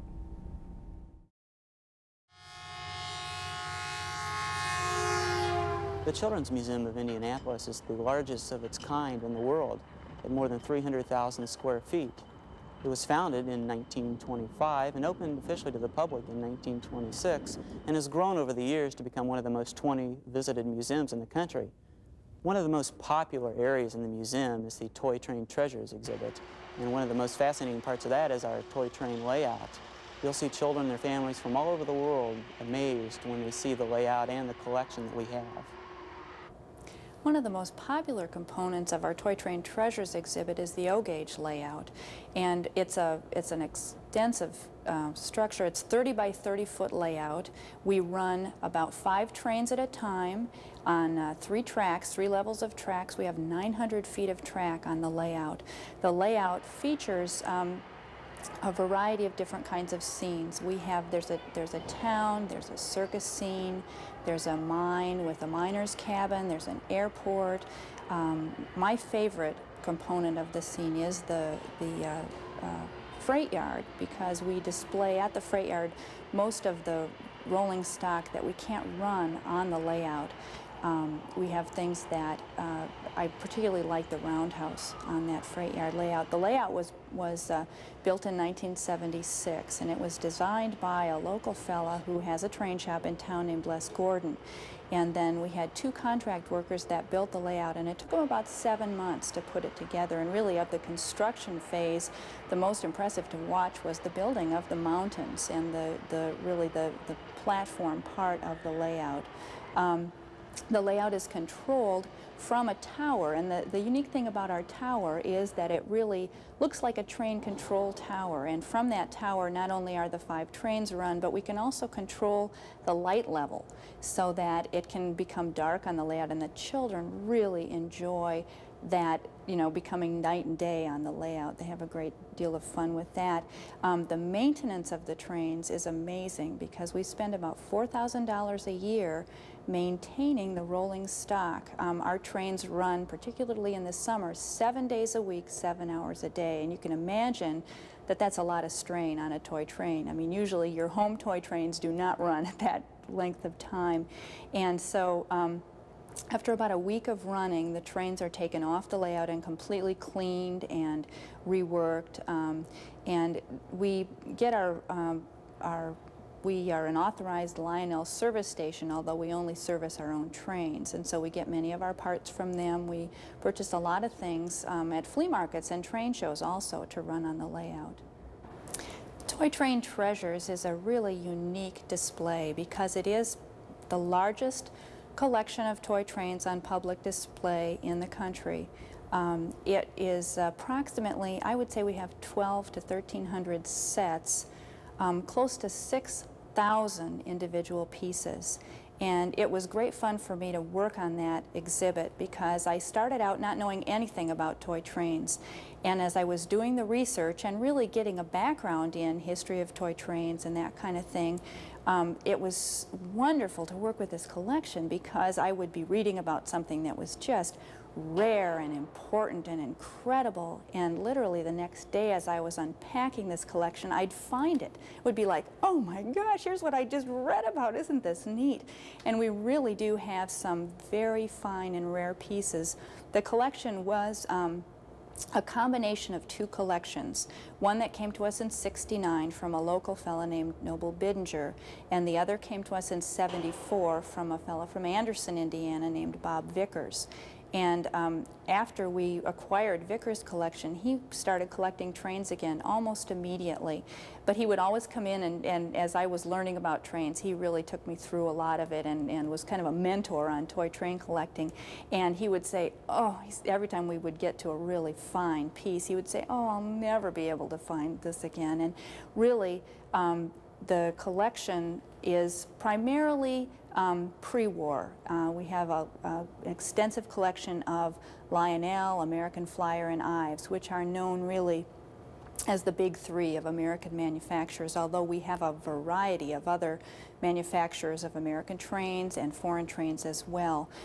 Some of the really fine pieces in the Ives section, we have a white retailer's display set where it's a white standard gauge train that was produced just for the retailer as a display model, and generally they were not sold, although obviously after the retailers were done with them they would sell them, and that's how that one ended up getting into the hands of a child and then ultimately to the collector. Another interesting set in the Ives line was a set that was produced in 1929, and it was called the Prosperity Special. And ironically, the set was issued about 2 months before the crash. And reportedly, there were only about 2 dozen of those sets made, and at the time it sold for $100, which when you think back to 1929, that was a lot of money. And to have it be called the Prosperity Special is just, you know, the ultimate in irony. In the Lionel trains, I think some of my favorites are really the larger, finer standard gauge sets, the state sets particularly. Lionel came out with the first state set that they offered, and it was called a state set. Actually, it was called the Transcontinental Limited, but it became the state set just because collectors kind of coined that, because there were the names of states on the cars that this train supposedly ran through on its mythical run across country. The green state set was the one that was issued first, and the thing that's kind of interesting about that set is that the train, the locomotive that pulled that train was a single engine locomotive, and they discovered after they issued it that the locomotive was not strong enough to pull these heavy cars. It's a 9-foot long set once you get it on the track. And so it was only issued in that single engine locomotive for the 1 year, and then the next year it came out with a double engine locomotive, and it was a brown set after that. American Flyer trains, some of the really prime pieces that we have are the President's Special, which came out in the 20s, and it was followed the following year by, and I can't remember exactly, one of them was the Improved President's Special, and then there was the Advanced President's Special. And then the really finest in that line of American Flyer trains was the Mayflower, and the Mayflower was actually a President's Special that was cadmium plated. And again, there were only about 100 of those trains produced, and this was again in the late 1920s, and it sold for $100. So you can imagine they didn't have it wasn't like people were rushing to the stores to buy those. I have a personal favorite, really. The steam trains are my favorite, and I think part of it is just being a mom to look at the steam trains and realize that people were letting their kids play with these. They are alcohol burners. They have a series of wicks in the engine, and depending on how fast you wanted the train to go, you would light however many wicks you wanted. But I cringe at thinking of these alcohol burners running over people's oriental carpets in the 1870s. And the cars in the steam trains have to be very light because there's not a lot of power. And so my favorite one is a little Beggs live steamer that has cardboard lithographed cars.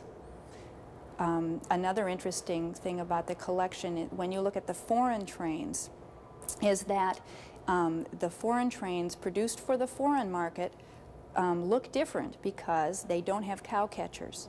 And in the United States, with the trains running along the open ranges as they did, they really needed a cow catcher. So many times you will see a foreign train where it will be the same train but produced for the American market, they've added a cow catcher, and produced for the European market, it is left off.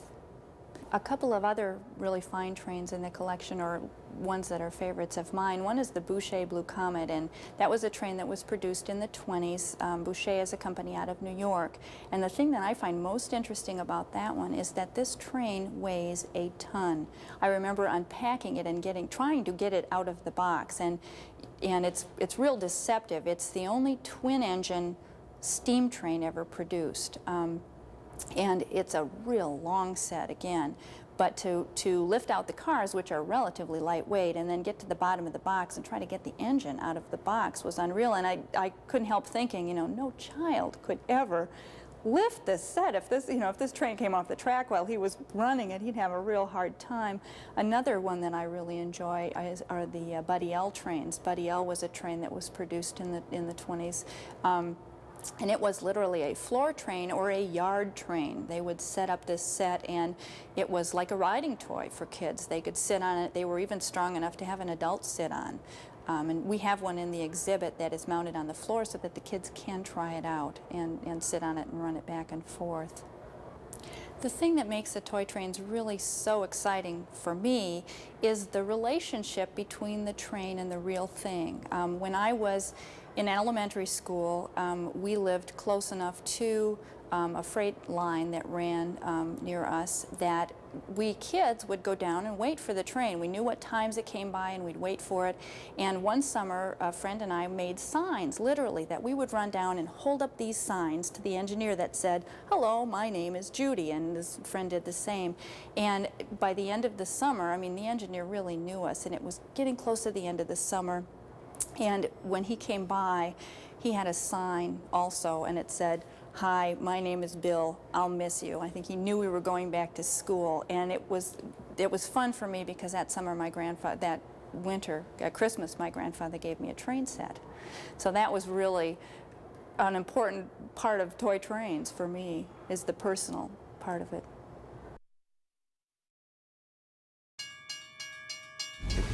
Hobbyists often mistake watercolor and acrylic paints. Both are water soluble, and the confusion is understandable. Acrylic paints, such as these craft bottles that I like to use, are permanent paints. Once dried, they are on for good. Watercolor paints, on the other hand, never completely dry. They are always able to be resoftened and removed or reworked with water. They can, in some cases, be washed off completely with a faucet. They can, in some cases, be removed partially. Colors can be mixed and blended with other colors underneath. Okay, a nice thing to remember about all water-soluble paints and water-soluble materials is that they are non-toxic. They may not taste good, and you may feel a little sick, but they will never hurt you seriously. Inexpensive children's paint sets work almost as well as the watercolor tube sets.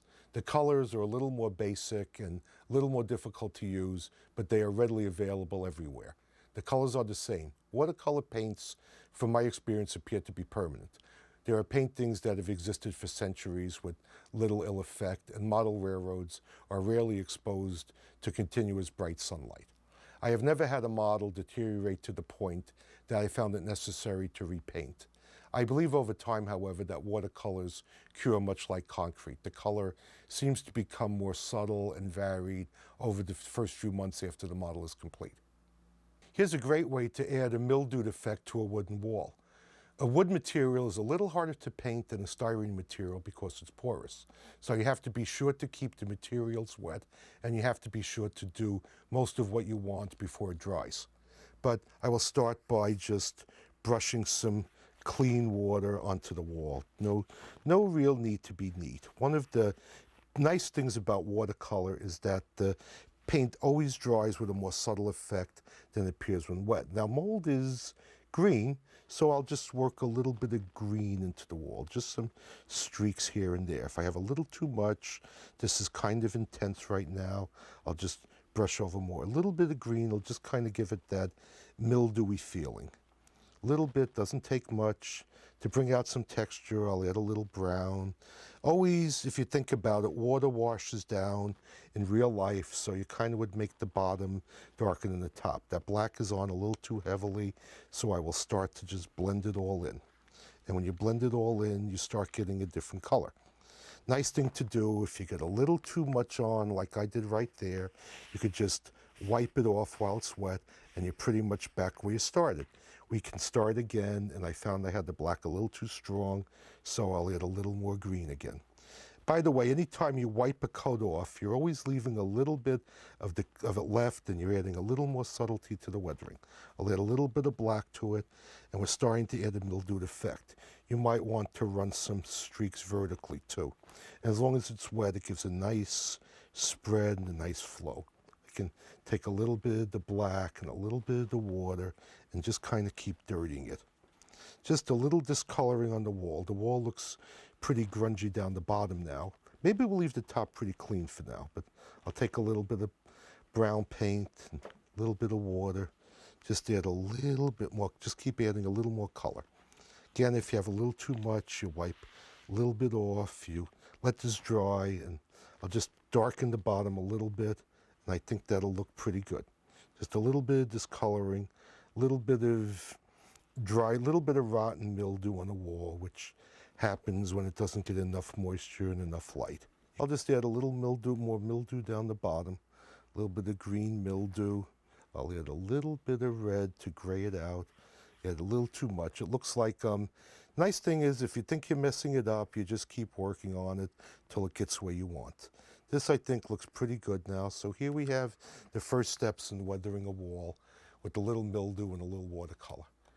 Once this piece is dried, you can see the paint looks a lot better than it did while wet. So don't be concerned if things don't look just the way you want, but let them dry and see what you like later on. Sometimes looking at them the next day is a good solution. If you don't like it, you can always wash off the paint. I would like to add some rust color to this concrete wall, but I don't really have a color I like, so I'm going to try to mix one. Now, we think of rust as being red, so red's a good place to start. We'll start with a little red. The reality of rust is it's often orange. A little bit of yellow, and we have an orangey color. Rust, like many other things, has many variations of color. If you get a little too much red, you mix a little more. That's not a bad color, but I think I'd like to add a little brown to it. And if we get something we like, you just kind of mess the colors up till you get them where you want them. That I think will be a decent rust color. Now, a good way to add this on the wall would be to take a clean brush, and first we will just wet the wall. We want rust to streak and wash. So rather than actually painting the rust on, we will take a brush and load it up with a lot of water, and we will just kind of put some drips. Gravity gives its effect and helps the rust come down. If you have a little too much paint like I do there, you just keep adding the water, you allow it to rust. If rust is not always the same color, so I might take a little brown and I might go over it some with a little brown. Rust isn't always brown, it might be a little red, so I could add a little red, and I could even add a little bit of yellow. And I've done a little rusty wall. You'll notice the paint puddles down the bottom. Best thing to do is just take a brush and wipe it off. When you are happy with the streaking effect, be smart and leave it alone, lay it flat, and let it dry. Since watercolors are a transparent medium, we can use them to influence colors without changing the color. Surprisingly, one way to influence a color is with the same color. If I take a little bit of green and mix a little different green and put it over the green wooden door I have here, it will change the green slightly. That is not often thought of, and artists often create grays by mixing complementary colors. Complementary colors are colors that are opposite of each other on the color wheel. To put it very simply, a good way to remember this is red and green are Christmas colors. They're complementary. Purple and yellow are Easter colors. They're complementary. That leaves blue and orange, which are also complementary. In this case, the complement is red, and if I add a little bit of red to this green, little thin wash of red to this green door and do it just right, I will not end up with a red door, but I will end up with a green that is a little bit duller than I started. When it dries, it comes out a little bit better, and if I have a little too much, I can wipe it off. I can add some of the red to the other one too, and basically we end up with a little different color green than we started, but it's still a green, a little duller, a little less intense than we started. One of the beauties of watercolor is that we can take a wet towel and wipe off all or most of it with very little effort. Some colors stain, some colors will never completely come off, but I've already pretty much started with a brand new piece. In this place, and this paint has been dry for at least 3 or 4 days now, I've gotten it almost to new color. But I can take this again and take various colors and paint them on. One of the beauties of watercolor on a styrene surface is that it doesn't really adhere to the painted surface, so it will resist and settle into the cracks. By putting some black onto this dark brown wall, I am not going to really paint the wall, but when this dries, the black will just discolor the recesses. And I can paint pretty much to my heart's content until I'm happy with it. I'll wipe a little bit off again. You can paint as much as you like, because while it is wet, you can always remove any paint you dislike. And you can always remove enough of it where you can go from there. I often weather watercolor models by putting on way too much and then removing what I feel like.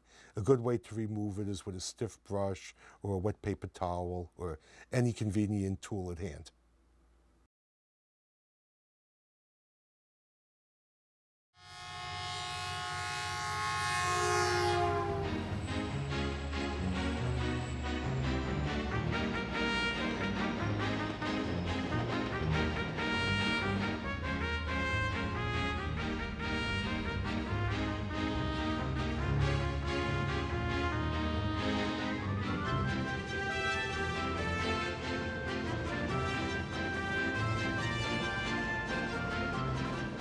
Living in Alaska all my life, you'd think you'd take a lot of the scenery we have up here for granted.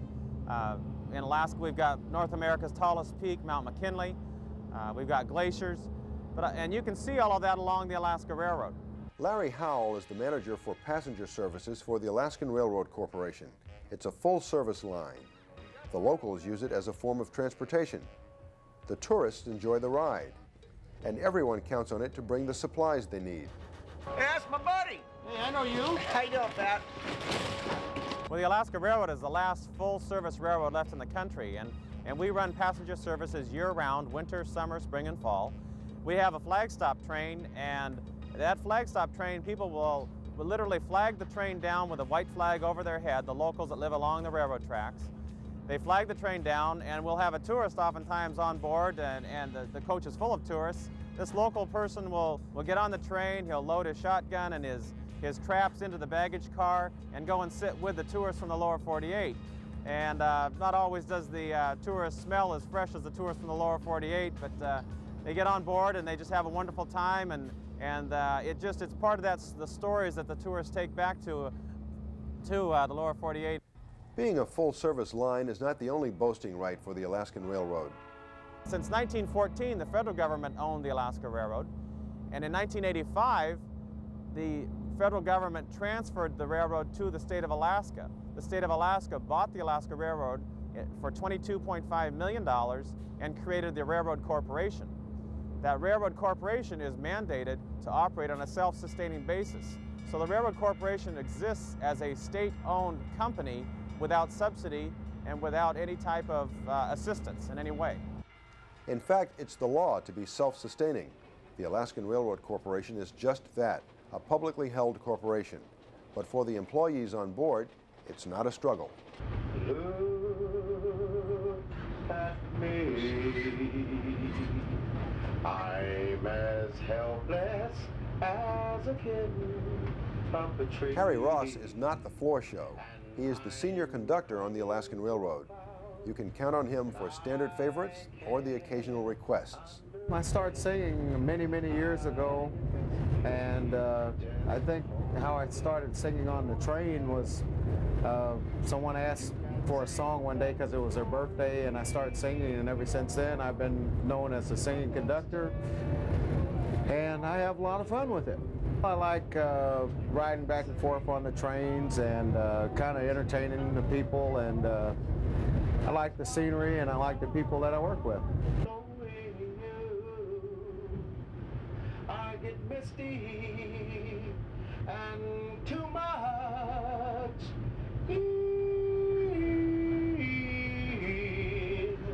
love.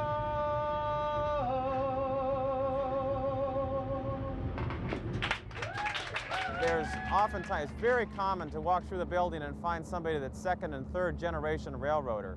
The people that work here like the company, they stay with the company, they try to get their children on and their nephews and nieces, and it's many of my colleagues are second and third generation railroaders. The star of the line is definitely the breathtaking views, and around every corner is one more magnificent than the other. Between the domed dining cars and enormous coach windows, the outdoors seems indoors. Well, I think the best way to see Alaska is by train, because the highways have a lot of trees cut away. You know, you have the road signs, you have the lodges along the highways, but on the train, what you get out, you see more wildlife, you'll see more glaciers, you see more mountaintops, you see parts of Alaska that are virtually untouched by human hand at this point. It's a great lot of fun. It's going to be going on until September 5th, so if you have some time when you get back to Anchorage, you may want to go there. Your tour guides may seem young, but they are the cream of the crop. We've got a tour guide program which is up this year for a national award. It's 14 years in existence. Statewide, high school students, juniors and seniors in high school, apply for the program. It's a great program. We have to go through a 10-week training class for high school credit, and then we get interviewed for the railroad. Only about half of the class gets hired, so it's very competitive. But they teach you all about, not only about this job, but also about public speaking skills, public relations. They teach you about the wildlife, the flora and the fauna, and everything. All of these, it's a real well-rounded class. So that gives you lots of good experience. So what we like to say is that we sell Alaska with our youth. We sell Alaska with the kids of Alaska. And the tourists that travel to Alaska, they love to talk to the kids. They sort of adopt them as grandchildren away from home. Oftentimes I get letters of thank you and boxes of cookies in the mail, and I have to pass those on to the tour guides in the program. You can take any number of routes on the Alaskan Railroad in every season, and every route is bound to be a scenic adventure. My favorite run is Anchorage to Seward, and that's 114 miles to the south. And the Anchorage to Seward run is, you will get within 800 feet of glaciers. You will cross over canyons with white waterfalls. It's very common on every trip to see moose or caribou. So the trip between Anchorage and Seward is my particular favorite. But from north of Anchorage, it's 8 hours to Denali National Park, and the rail belt travels at the base of Mount McKinley.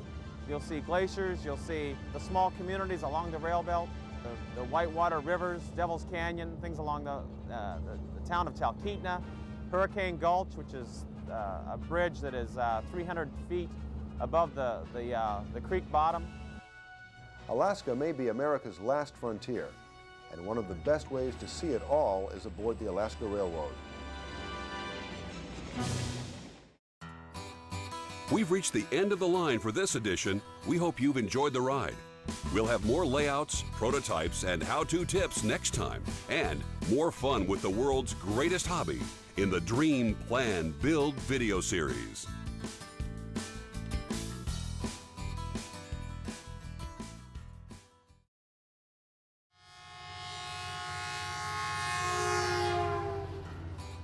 Welcome to the Dream, Plan, Build video series.